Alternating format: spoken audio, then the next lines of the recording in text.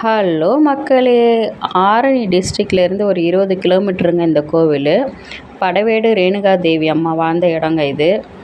இவங்க ஏன் இந்த இடத்துல வந்தாங்கன்ற வரலாறு நான் உங்களுக்கு இப்போ சொல்கிறேன் கேளுங்க. ஜமதக்கினி முனிவர் இருந்தாருங்க. அவருடைய மனைவியார் பேர் தான் ரேணுகா தேவி. ரேணுகா தேவிக்கு 4 குழந்தைங்க இருந்தாங்கங்க. அதில் ஒருத்தர் பேர் பரசுராமன். ஊரே பார்த்திங்கன்னா ஒரு நாள் தண்ணி இல்லாத தாகத்தில் தவிச்சிட்டு இருந்தாங்கங்க எல்லாரும். தான் கணவனுடைய தாகத்தை பார்த்த இந்த ரேணுகா தேவி என்ன பண்ணாங்க, சிவபெருமானிடம் கைலாசத்தில் போயிட்டு கங்கை நதியிலேருந்து நீர் கொண்டு வந்து அதை அவருடைய தாகத்தை தீர்த்தாங்கங்க. அப்படிப்பட்ட அற்புதமான அந்யூனமான வாழ்க்கை வாழ்ந்துட்டு இருந்தாங்கங்க இவங்க 2 பேரும்.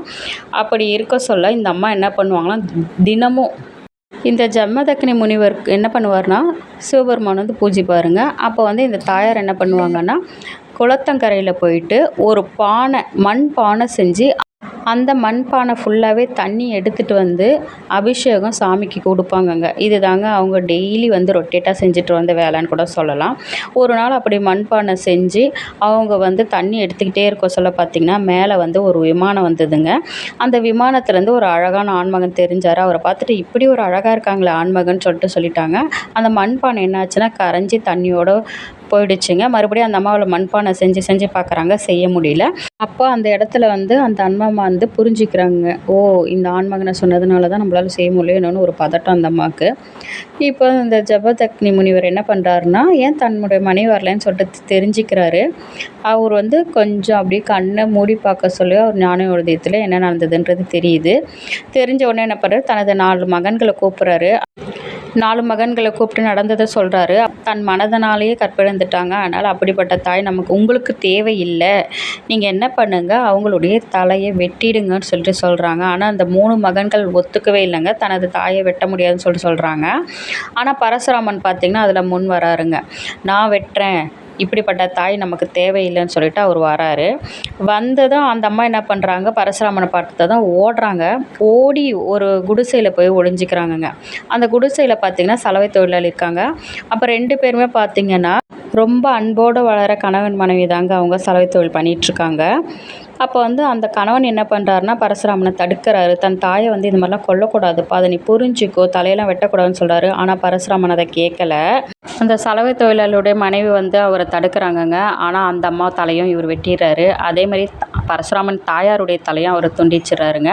அப்போ இருக்க சொல்ல இவர் தனது தந்தையாரை பரசுராமன் பார்க்க சொல்ல தந்தையார் கேட்குறாரு, உனக்கு நீ உன்னுடைய தாயாரையே நீ வெட்டினதுனால உனக்கு என்ன வர வேணும்னாலும் நான் தரேன், நீ சொல்லு கேளுன்றாரு.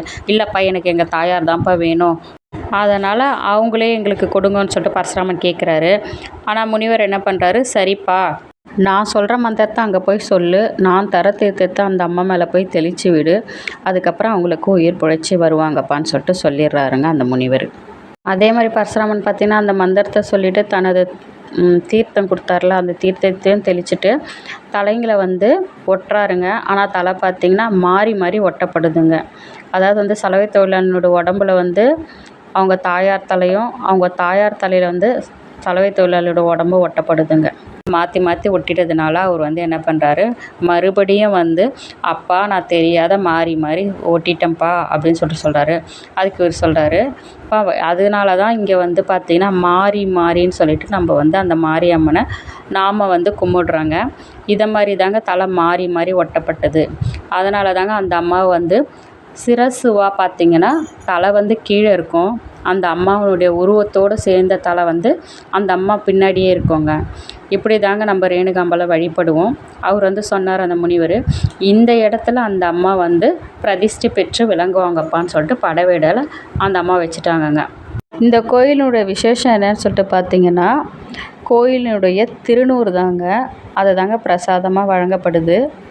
அது தாங்க இந்த கோயிலுடைய விசேஷம்னு கூட சொல்லலாம். அது எப்படி சொல்கிறேன்னு சொன்னிங்கன்னா, இந்த முனிவர் என்ன பண்ணுவார், ஆணி திருமஞ்சம்னு சொல்லுவாங்க.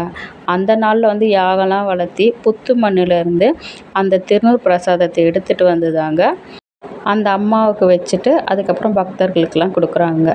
நான் போகிற இந்த வீடியோ உங்களுக்கு பிடிச்சதுனா லைக் பண்ணுங்கள், ஷேர் பண்ணுங்கள், மறக்காமல் என்னோடய சேனல் சப்ஸ்கிரைப் பண்ணிவிடுங்க. பாய். அடுத்த ஒரு நல்ல வீடியோவில் உங்களை நான் சந்திக்கிறேன்.